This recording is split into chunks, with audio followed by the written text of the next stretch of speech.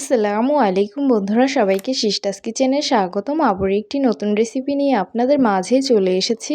আজকে আপনাদের দেশি সেচি শাক তৈরি করে দেখাবো, তো সাথেই থাকুন। শাকগুলো বেছে সুন্দর করে ধুয়ে নিয়েছি।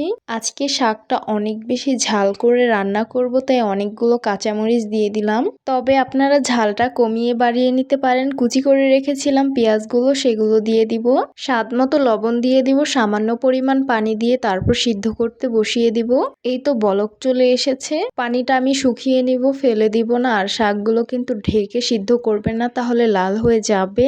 শাকগুলো আমি ম্যাশ করে নিয়েছি। চুলায় একটি পাত্র বসিয়ে দিয়েছি। রেগুলার রান্নার তেল দিয়ে দিলাম। তেল গরম হয়ে গেছে। শুকনো মরিচগুলো ছোট টুকরো করে নিয়েছি, লাল করে ভেজে নিব। লাল করে ভেজে নিয়েছি। কুচি করে রাখা রসুনগুলো দিয়ে দিলাম। ব্রাউন কালার করে ভেজে নিতে হবে। রসুনগুলো ব্রাউন কালার করে ভেজে নিয়েছি। শাকগুলো ম্যাশ করে রেখেছিলাম, সেগুলো দিয়ে সুন্দরভাবে মিক্স করে নিতে হবে। এই তো শাক রান্না হয়ে গেছে, নামিয়ে সার্ভ করে নিব। সার্ভ করে নিলাম। দেশি সেচি শাক রান্না দেখতে অনেক বেশি লোভনীয় লাগছে, আর সেচি শাক কিন্তু খেতে ভীষণ মজাদার। আর শাকটার কালার একদম সবুজই রয়েছে। যদি ঢেকে দিতাম তাহলে কিন্তু লালচে হয়ে যেত, আর খেতেও ভালো লাগতো না।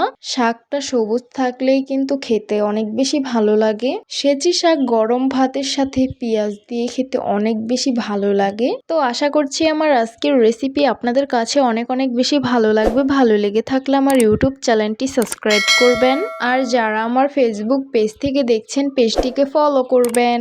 সবাই অনেক বেশি ভালো থাকবেন, সুস্থ থাকবেন, আর সিস্টাস কিচেনের সাথেই থাকবেন। আবারও কথা হবে কোনো নতুন ভিডিওতে। তাহলে আজকে এই পর্যন্তই। আল্লাহ হাফিজ।